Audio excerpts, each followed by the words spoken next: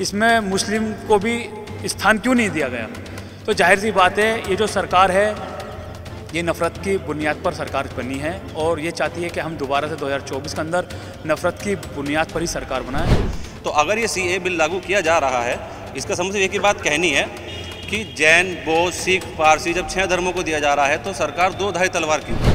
जैसा कि पहले एक रूमर बना हुआ था कि देश से बाहर निकाल देंगे मुस्लिम को और अन्य जो लोग हैं, लेकिन ऐसा नहीं है। अब जो सीए में अमेंडमेंट हुआ है उसमें 2014 तक की रूलिंग आई है। जो 2014 तक भारत में पैदा हुआ है वो भारत का नागरिक है और भारत में ही रहेगा। पहले से रह रहा है, हमारी पीढ़ी दर पीढ़ी रह रही है, उसे कैसे निकाल सकता।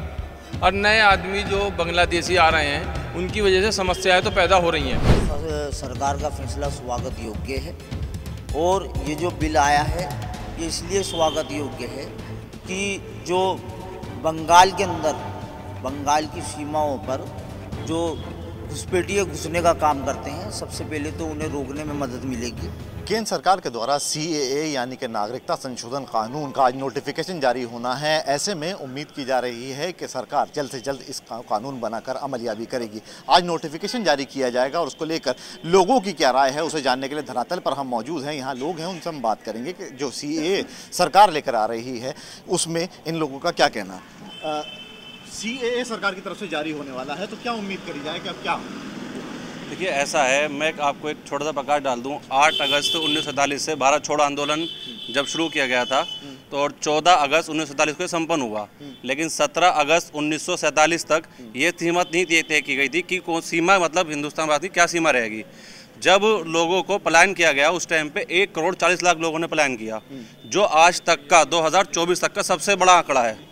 जिस टाइम उधर से पाकिस्तान से चाहे इधर आए हों या यहाँ से पाकिस्तान गए हों शरणार्थी, चाहे वो जैन हो, बौद्ध हो, सिख हो, ईसाई हो, मुसलमान हो, पारसी हो, जो भी हो, तो अगर ये सीए बिल लागू किया जा रहा है, इसका समझ एक ही बात कहनी है कि जैन, बौद्ध, सिख, पारसी जब 6 धर्मों को दिया जा रहा है तो सरकार दो धारी तलवार क्यों? मुसलमान को क्यों नहीं? ऐसी नीति क्यों? दो धारी पक्ष क्यों दिया जाता है? नहीं, वहाँ तो बात की जाए तो जिन मुल्कों में है वहाँ पर मुसलमान बहुसंख्यक में है, अल्पसंख्यक लोगों को नागरिकता दी जा रही है, तो इसमें क्या? नहीं, अल्पसंख्यक तो ये है ना भाई, अब मान लो कोई वहाँ से यहाँ आना चाहता हो, जब नियम ये है कि भाई बिल पास किया जा रहा है तो सभी धर्मों के लिए होना चाहिए। सिर्फ ऐसा ही क्यों सिर्फ उन धर्मों के लिए? हो सकता है वहाँ कोई परेशान मुसलमान हो कि वो चाहता है कि हम हिंदुस्तान में रह के आना चाहें, तो उसके लिए ऐसा क्यों? क्या कहना आप? सीएए सरकार लागू करने जा रही है, नोटिफिकेशन आ जाने वाला है, क्या है? देखिए, मैं ये समझता हूँ कि सरकार की बहुत अच्छी पहल है ये। जैसा कि पहले एक रूमर बना हुआ था कि देश से बाहर निकाल देंगे मुस्लिम को और अन्य जो लोग हैं, लेकिन ऐसा नहीं है। अब जो सीए में अमेंडमेंट हुआ है उसमें 2014 तक की रूलिंग आई है। जो 2014 तक भारत में पैदा हुआ है वो भारत का नागरिक है और भारत में ही रहेगा।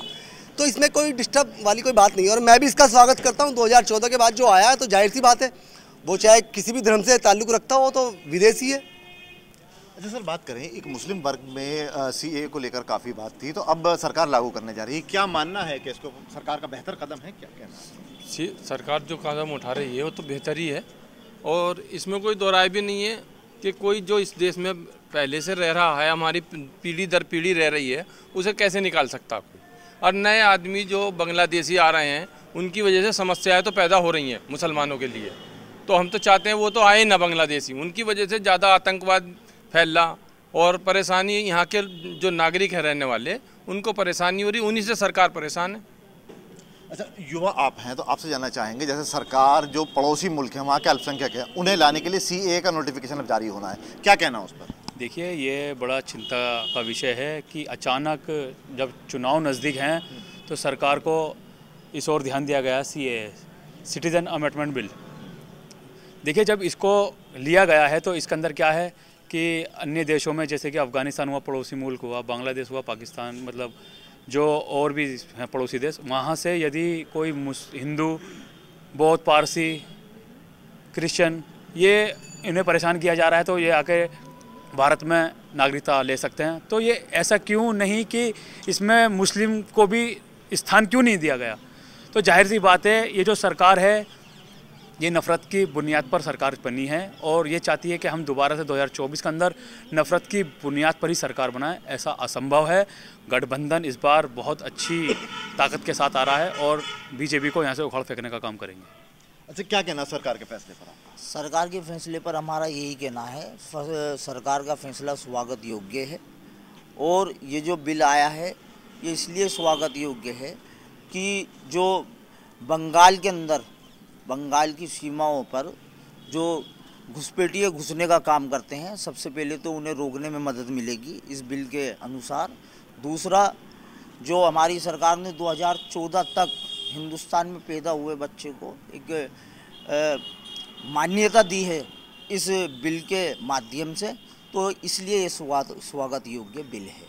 अच्छा, एक अहम सवाल यहाँ पर है कि जिस तरीके से बात निकली कि अल्पसंख्यकों को भी शामिल करना चाहिए और मुसलमान भी उसके अंदर शामिल होने चाहिए जब गैर मज़हब वाले हैं, तो इस पर क्या कहना? देखिए, अगर हम बात करें दिल्ली की, एक ऐसी घटना घटी तो सबसे पहले तो उस पर मैं खेद व्यक्त करता हूँ, क्योंकि कोई असहमति अगर थी तो उसको बाद में बैठ के सुलझाया जा सकता था, उसको बाद में चीज़ों को निपटाया जा सकता था। इस तरह का कृत्य करने वाले की मैं घोर निंदा करता हूँ और मैं मांग करता हूँ ऐसे किसी भी मानसिकता वाले व्यक्ति की, वो किसी भी रैंक का अधिकारी हो या कोई भी व्यक्ति हो, उसको बिल्कुल जो सिस्टम है उसको बाहर फेंक देना चाहिए।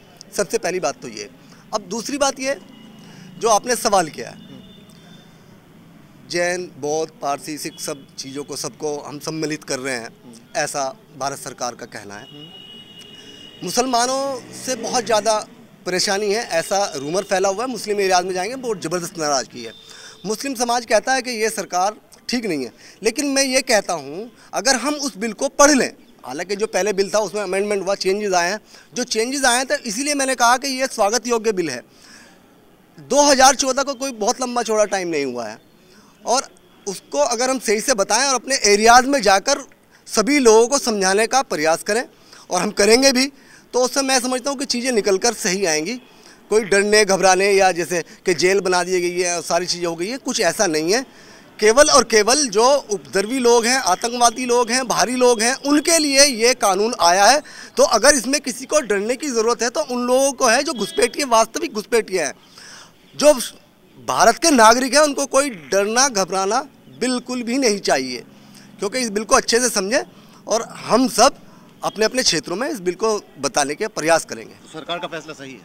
हाँ, सरकार का फैसला बिल्कुल सही है। मैंने जैसे कहा है कि 2014 से पहले अगर कोई बात थी, 1987 वाली बात थी या उससे पहले की बात थी और डॉक्यूमेंट्स की बात थी, तो वो एक डर का माहौल था। लेकिन जब से ये 2014 वाला अमेंडमेंट होकर ये बिल आया है, तब से बड़ा रिलीफेबल है और मैं समझता हूँ कि इसमें कोई डरने और घबराने की बात नहीं, तो इसलिए स्वागत योग्य है।